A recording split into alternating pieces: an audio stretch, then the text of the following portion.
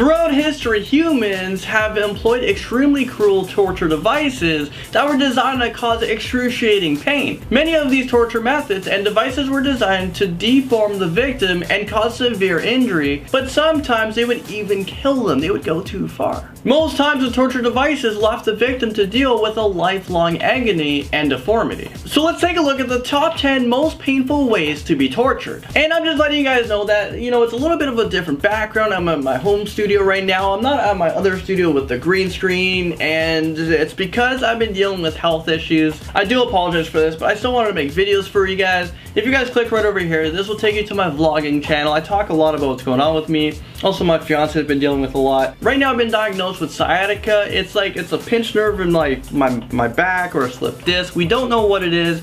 All I know is I'm in pain every single day and my whole leg is so numb, I can't do anything. So I'm in and out of the hospital constantly, and that's why I have to film in my home studio. Right now, I'm actually going for an emergency MRI test. I have another EMG test. I probably already had it by the time you watch this video, and it's a test to see if I have MS or anything like that. They're gonna do tests on my nerves to see what's going on, because I don't want to be in pain every single day. It's been 3 months. Also, my fiance, she needed surgery and we found out about it, and she had the surgery the next day. It was huge, it was shocking. It was out of nowhere. So I actually have producer Liam helping me out here. I stole him from the studio, so he's here helping me film at home. So I'm trying to take care of Britt, take care of myself, and Liam's just pretty much taking care of everything. So I thought I had to explain to you guys, but enough of all that. Let's get into what you guys came for. I just want to say thank you guys so much for the support. We're nearing 2 million subscribers, which is insane. And for my vlogging channel, if you guys want to head over here, also the link will be down there in the description below. I've been vlogging for 800 straight days, which is insane, and it's because of you guys. You guys are crazy. Okay, enough of all that. Let's get right into it. So starting off this painful list, and I'm in a lot of pain too. Well, let's start off in at number 10. We have rat torture. During the medieval times, one of the most vicious torture methods involves a cage with one open side strapped against the victim's body. The cage will then be filled with large rats, and then heat would be applied to either side of the cage. The rodent's natural instinct would be to try to escape. It's so hot in there. So in order to do that, they would burrow through the victim's body, which would be fatal. Painfully making our way into this list, and at number 9 is the breast ripper. Oh my god. This torture method was specifically designed for women, and as the name suggests, the method sounds excruciating. Well, it is. The breast ripper was used to cause major blood loss, and the claws would often be red hot. They would be placed on the exposed breast, and the spike penetrated beneath the skin. The device would be pulled and jerked, causing large chunks of flesh just ripping right off. The Spanish donkey makes its way into this list at number 8. The Spanish donkey? Don't let the name fool you. This has to be one of the most barbaric and painful torture methods ever used. So during the Spanish Inquisition, the victim was stripped of their clothing, placed straddling a donkey-like apparatus, which was essentially a wooden board with a wedge on top of sharp nails. After the victim was placed onto this device, the torturer would add weights to the victim's feet until finally the wedge slipped through the victim's body. Now at number 7 on this list, and this has to be the most unlucky list ever, is well, we're talking about the terrifying crocodile shears. This torture method was primarily used on those who would attempt to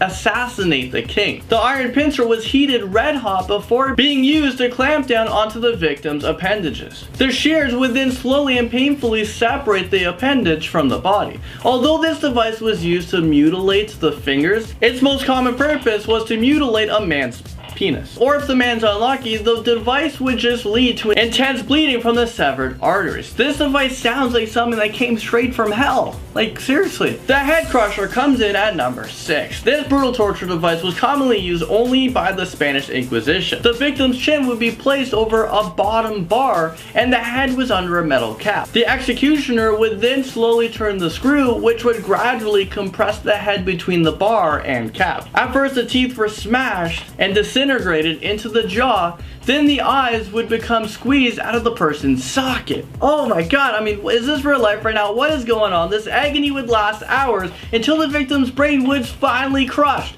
This torture method was an effective way to extract confessions. However, even if the torture was stopped midway, the person would have irreversible damaged brain, eyes, and jaws. Okay, now moving into number 5, we have the lead sprinkler. Okay, what is this one? This is one of the many torture devices that inflicted extreme pain. This list is just so crazy. This device was usually filled with molten lead, although many other liquids were also used, such as tar, boiling oil, boiling water, you get the point. The victim was tortured by using this device by dripping the hot and burning content onto the stomach or other parts of the body, sometimes including the eyes. The tub makes an appearance in at number 4. The victim or body was forced to sit in a tub which had a lid to cover everything except for the head. The head was then dipped into honey to extract insects and bees. I mean, who comes up with this stuff? Okay, so the victim were regularly fed, so they would eventually be swimming in their own feces. Soon worms and maggots from their rotten feces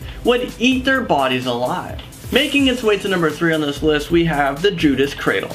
The victims were forced to sit on a tall pyramid-shaped structure while men would pull them down with ropes. The goal is to force their butt or vaginal orifices to open and slowly impale the victim. This torture would last from a few hours to a couple days. Just kill me now. This was done so that the torturer could acquire vital information from the victim. If he or she refuses to talk, the torturer would either add more weight to the victim or make him or her fall repeatedly on the device. The cradle was rarely washed, so the victim would die from either the impalement or due to the infection. And at number 2, we're talking about the pear of anguish. This torturous method was used in the Middle Ages to punish homosexuals, adulterers, or women who had abortions. The pear would be inserted either vaginally or through the bum closed, then it was twisted open. As it twisted, the pear split into 4 prongs with sharp ends, which would proceed to rip the insides of the victims. The pear in anguish was also used on liars and thieves, and it would also be placed in the jaw. And finally,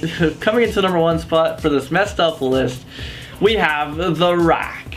This is known to be one of the most painful forms of medieval torture. The rack consisted of a large rectangular wooden frame with a roller at both ends. The victim was placed on the frame with the ankle strapped to one of the rollers and the wrist to the other. As the interrogation process began, a handle attached to the top roller was used, gradually stretching the limb away from the body, which is obviously extremely painful. I would not want to be in any of these situations. The ropes would pull the victim's arm and legs, eventually dislocating the joints, snapping the muscle and ligaments, and sometimes even ripping the person's upper limbs right off the body. I mean, the executioner, god damn, you see a whole lot of stuff. Well, that's it for this list. Thank God for that. If you guys made it to the end, I'm sorry for disturbing you guys, and I do apologize for filming here, guys. I hope you guys understand. I just gotta take care of my health right now, dealing with sciatica and all that. I can't stand, that's why I'm not at the studio. I gotta sit on this chair that like squeaks so much. Don't forget to check out my vlog channel if you want Atlanta Production vlogs. We're over 800 straight days. It's so insane. A lot of you guys have been subscribing and viewing. So I thank you guys for that. And I thank you guys for this. We're nearing 2 million subscribers on this channel. So until then, guys, I'll see you in the next video.